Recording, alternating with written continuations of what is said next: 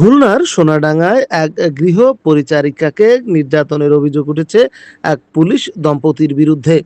অভিযোগ অনুযায়ী বুধবার 17 জুন দুপুরে সোনাডাঙ্গা আবাসিক এলাকার সোলার পার্ক সংলগ্ন একটি ভাড়া বাসায় 18 বছর বয়সী গৃহ পরিচারিকা মিলনকে গরম কড়াই দিয়ে ছেঁকা দেয়া হয়। নির্যাতনের শিকার মিলন নরসিংদীর বাসিন্দা। সে সোনাডাঙ্গা থানার সহকারী উপপরিদর্শক এএসআই সঞ্জয় মিত্র ও তার স্ত্রী পপি মিত্রের বাসায় গৃহ পরিচারিকার কাজ করত। ঘটনার খবর পেয়ে পুলিশ মিলনকে উদ্ধার করে সোনাডাঙ্গা থানার ভিকটিম সাপোর্ট সেন্টারে নিয়ে যায়।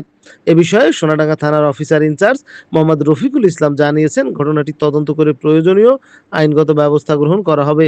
তবে অভিযুক্ত পুলিশ সদস্য ও তার স্ত্রীর বক্তব্য তাৎক্ষণিকভাবে পাওয়া যায়নি। ঘটনার সুষ্ঠু তদন্ত এবং দোষীদের বিরুদ্ধে প্রয়োজনীয় ব্যবস্থা গ্রহণের দাবি জানিয়েছেন স্থানীয়রা।